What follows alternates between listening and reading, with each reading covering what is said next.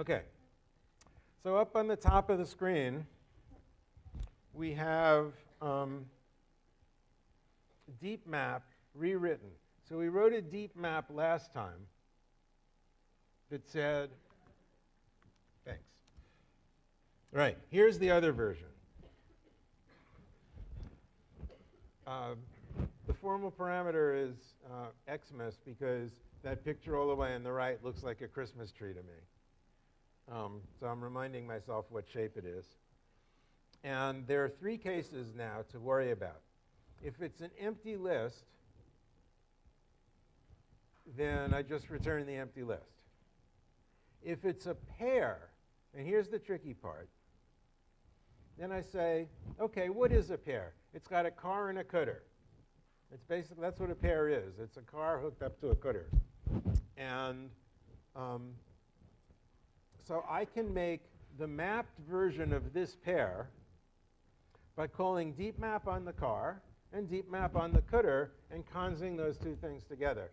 And I really don't care what kind of thing the car is and what kind of thing the cutter is. That's the job of the recursive call, to worry about that. I'm just going to take on faith that no matter what my car is and no matter what my cutter is, deep map will work on them, because that's the way recursion works. You assume that it'll work for anything smaller than the given problem.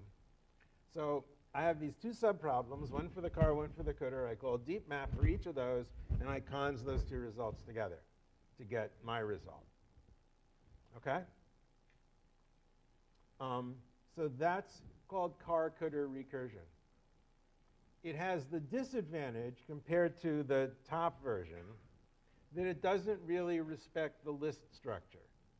Okay, the top version really understands that a list is a string of pairs with elements in the cars,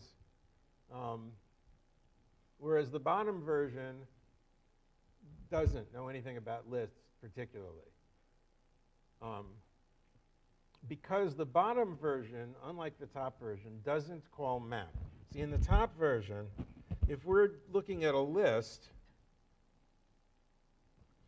then we use map, which is the plain old function for plain old sequences from last week, to go through the spine of the list and apply the function to each car along the way.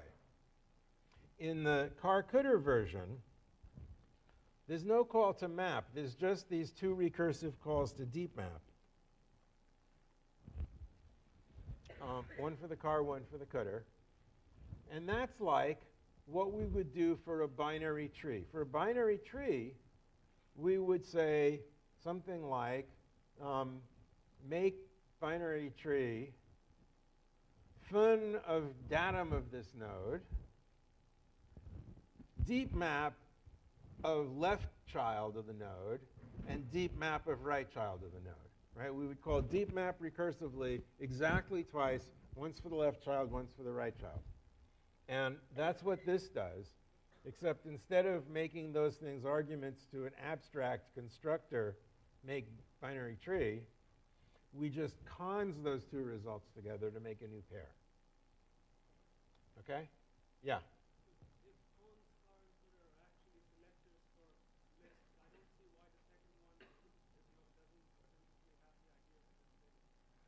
Okay, his question is, if cons, car, and cutter are used as constructor and selector for lists, why doesn't the second one have the idea of list in it? So one answer to your question is, imagine a structure hooked together out of pairs that isn't a list or has pieces of it that aren't lists, which is to say there are pairs whose cutter is something other than the empty list or a pair, right? So you have like 2.3, that kind of pair in your structure. This second version, the car-cutter version, will happily work on that. We can say deep map square cons 2.3, and we'll get the result 4.9. Okay? So this thing doesn't care anything about how you hook the pairs up. So I just said a moment ago that that's its weakness, but it's also its strength. So it's a little bit more general.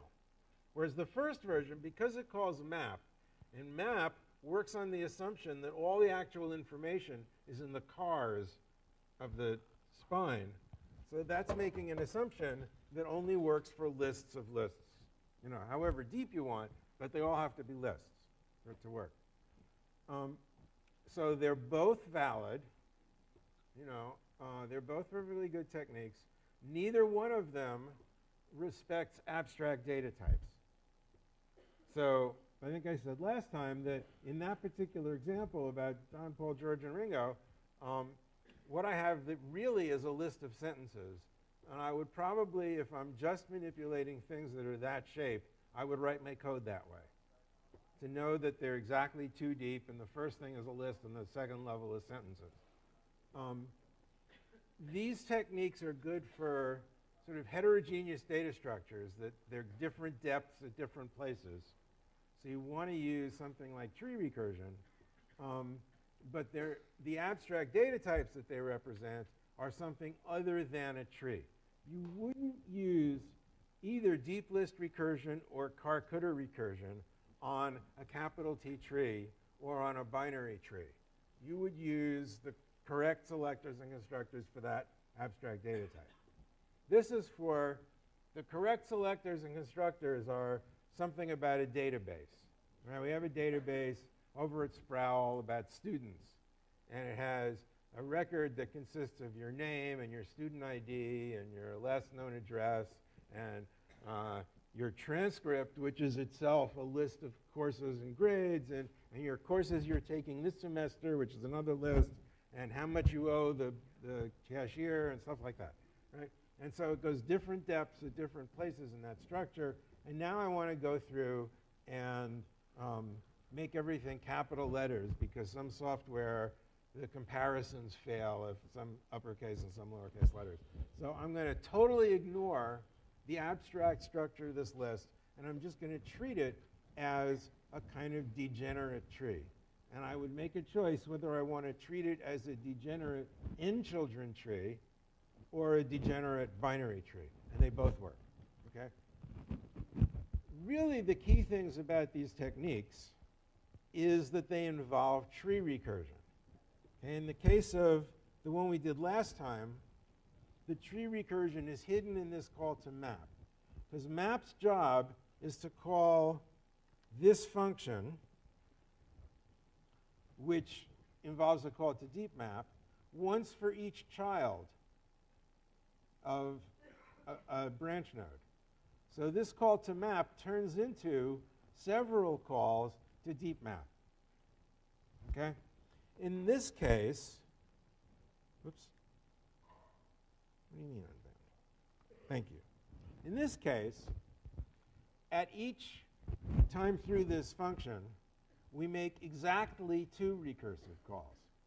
One for the left, one for the right.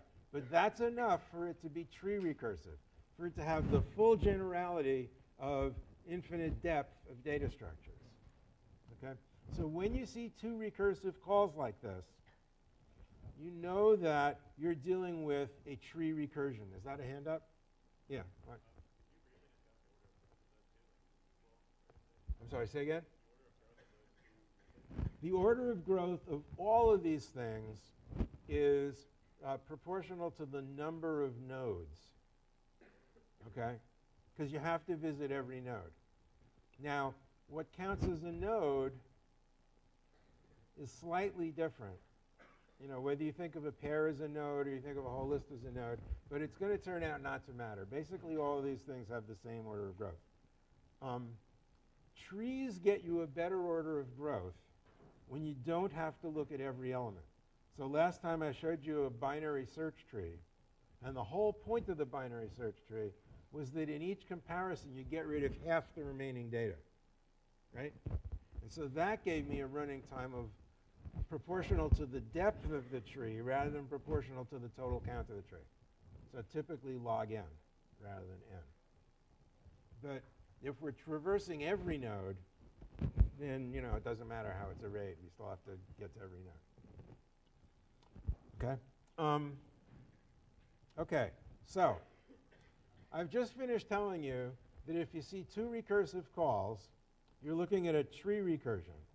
And there's either explicitly or implicitly a data structure that looks like those involved somehow.